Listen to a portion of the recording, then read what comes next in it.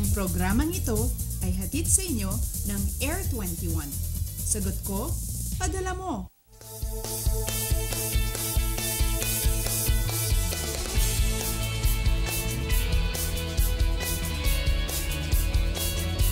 Magandang umaga, Pilipinas. Oras po natin 4:58 ng umaga ayon sa Philippine Standard Time. Mga kababayan, ngayon nga pong nalalapit na matapos ang buwan ng Nobyembre ay madalas po tayong nakakaranas ng mga pag-ulan. At gaya ng inaasahan natin ay pumasok pa sa ating par ito nga si Bagyong Queenie. Kaya naman alamin na po ang latest sa lagay ng panahon. Sa mga online, sabay rin po kaming napapanood sa www.ptv.ph at live tayo mula sa Pag-asa Weather and Flood Forecasting Center. Ako po ang inyong makakasama, ang inyong weather buddy, Jessie Basco. At mga kababayan, base nga po sa datos na nilabas ng National Disaster Risk Reduction and Management Council, kaugnay kay Bagyong Queenie, narito po ang report as of November 27, 6 p.m. Umabot na po sa 1,478 ang bilang ng pamilyang apektado ng bagyo o katumbas ng 6,933 katao. Hindi naman bababa sa 12 kabahayan ang nasira ng Bagyong Queenie mula sa Socorro, Surigao City at General Luna sa Surigao del Norte. Ganon din po sa Caguait, Surigao del Sur.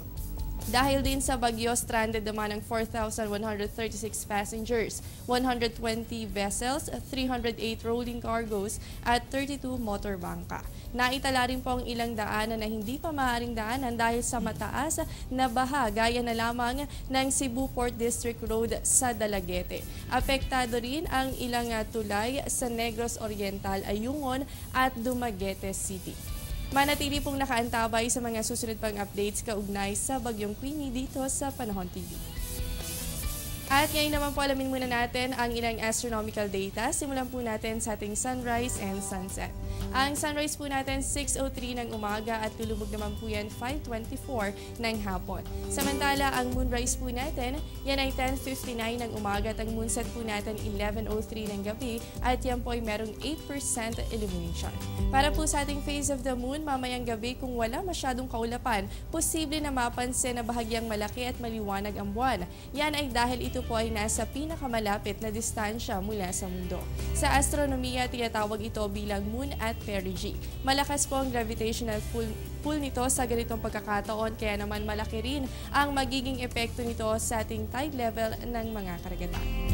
Bukod sa nasa perigee ito po ay nasa first quarter phase ang buwan. Isa po ito sa 8 lunar phases. Sa Northern Hemisphere, makikita ang kanang bahagi ng buwan na 50% illuminated, habang sa Southern Hemisphere, makikita naman po ang kaliwang bahagi ng buwan na may parehas na illumination. Masisilayan po ang first quarter moon sa hapon o kaya naman ay sa gabi at yan po ay mamaya makikita natin ngayong November 28, 2040. Simula pa lamang yan at magbabalik pa po ang Panahon TV matapos ang ilang paalala.